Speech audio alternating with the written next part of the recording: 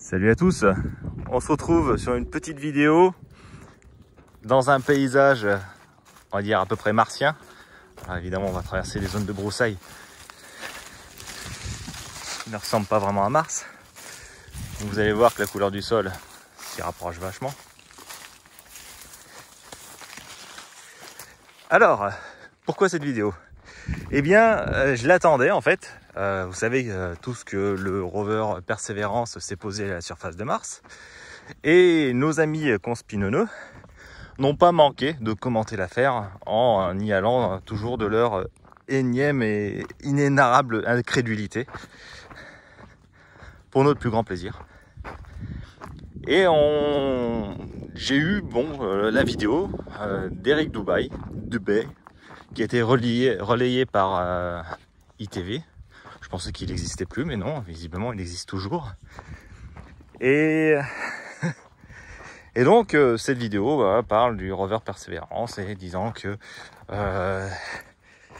c'est du flan, ça n'existe pas, c'est des CGI, que tout est tourné sur l'île de Devon Island, au nord du Canada.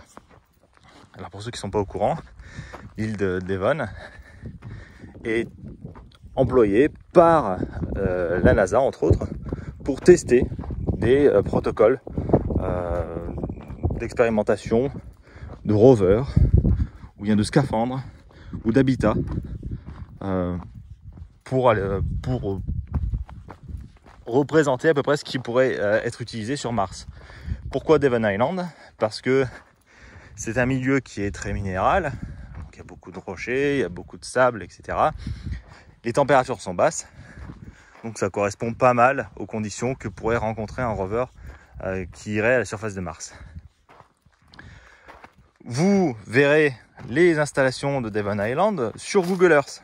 Alors sur Google Earth, vous avez les photos aériennes, mais vous avez également des photos qui sont faites sur site par les employés de la NASA, par des visiteurs, par des, je crois, des agents, enfin des visiteurs, des membres de la Mars Society. Et vous avez même des photos en 360 degrés. Donc, imaginez quand même que si jamais l'exploration de Mars par des rovers était une arnaque, je vois pas du tout pourquoi la NASA publierait ces photos, enfin, qui révèlent le poteau rose, quoi. Il y a un truc qui colle pas dans l'affaire. Voilà, c'est théoriquement, soi-disant, l'alunissage, les missions Apollo ont été simulées sur la zone 51 parce que c'est secret, hein, où personne ne peut y aller. Là, l'île de Devon, même sur Google Earth, il y a des photos. Pour un complot, il est un peu léger. Ensuite, on va parler d'autre chose. J'ai pas regardé l'intégralité de sa vidéo parce qu'elle est un peu chiante. Il y a un passage où il dit que voilà, il a l'argument qui à lui seul suffit pour démonter l'histoire du rover Perseverance. C'est le parachute. Alors, le parachute, selon Eric Dubay, ne peut pas s'ouvrir par rapport à la pression atmosphérique martienne. La pression atmosphérique de Mars, elle est très faible, elle est très basse. Et de fait, selon Eric Dubay et ITV qui a relayé l'info, le parachute ne peut pas s'ouvrir. Voilà. Alors je vais demander à ces gens de faire une expérience, de prendre un vélo, puis de s'accrocher un parachute dans le dos, un parachute dans le sac, hein, évidemment, et puis de pédaler toute la force de leurs petites jambes et de tirer la manette pour libérer le parachute. Le parachute ne va pas s'ouvrir. Pourtant, ils vont le faire à pression atmosphérique ambiante. Je veux dire, à 1 bar au niveau de la mer, selon leur théorie, le parachute devrait s'ouvrir. Seulement, il ne va pas s'ouvrir. Pourquoi? Ouais, je laisse un peu de temps pour ceux qui ont envie de réfléchir. Pourquoi le parachute ne va pas s'ouvrir? Un parachute ne va pas s'ouvrir parce que le porteur du parachute ne va pas suffisamment vite. S'il ne va pas suffisamment vite, il ne va pas générer de traînée. Il ne va pas générer de traînée suffisante pour pouvoir permettre à l'air d'offrir une résistance à la toile, au dispositif d'ouverture du parachute, donc l'extracteur, et permettre au parachute de se déployer. Voilà. Je rappelle que la sonde persévérance, enfin tout le dispositif de persévérance, là, quand elle était encore empaquetée dans ses deux boucliers, elle se déplaçait à plusieurs milliers de kilomètres à l'heure, voire plus. Donc, jouissant d'une extrême vitesse, c'était largement suffisant, même avec une atmosphère raréfiée, c'était largement suffisant pour pouvoir déployer un parachute.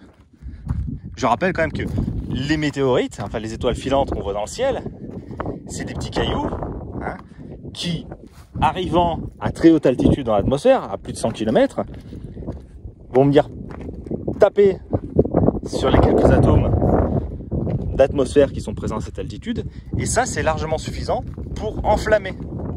C'est pire, enfin enflammer, façon de parler, les porter au volant. Vous comprenez le délire? C'est pas une question de pression atmosphérique, c'est une question de vitesse et de pression atmosphérique. Donc évidemment, vous pouvez vous déplacer à la vitesse que vous voulez dans le vide, votre parachute jamais va se déployer. Voilà. Par contre, à partir du moment où vous avez un minimum de molécules, d'atomes, tout ça, une petite atmosphère, à partir du moment où vous avez ça, avec une grande vitesse, c'est très largement suffisant pour pouvoir déployer un parachute. Alors évidemment, il ne se serait jamais posé avec ce parachute au sol sur Mars, parce que le parachute n'était pas suffisant pour pouvoir freiner complètement la sonde. Donc c'est pour ça qu'il y a les rétrofusées qui sont employées sur Mars. Ça a été utilisé avec Viking, ça a été utilisé avec InSight, ça a été utilisé avec les rovers Spirit et Opportunity, avec des systèmes d'airbag en plus. Ça a été utilisé avec Mars Phoenix, etc., etc. C'est pour ça qu'on a besoin de rétrofusées.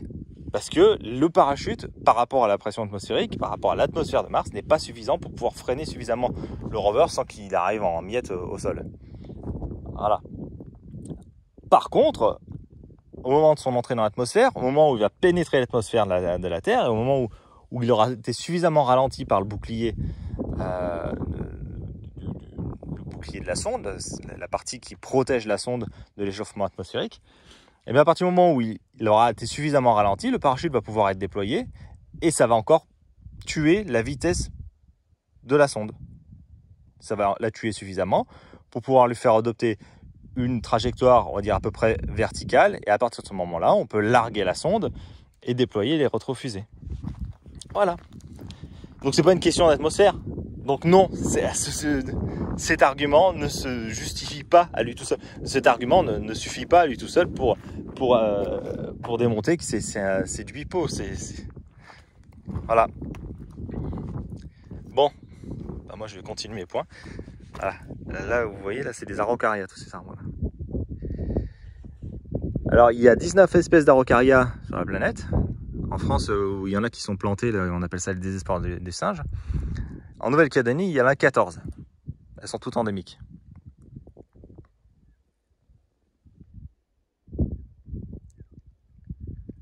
Et il faut que vous sachiez que ces arbres existaient déjà quand les dinosaures foulaient la Terre. Voilà. Eh bien, j'espère vous avoir laissé un petit peu plus savant et beaucoup moins croyant.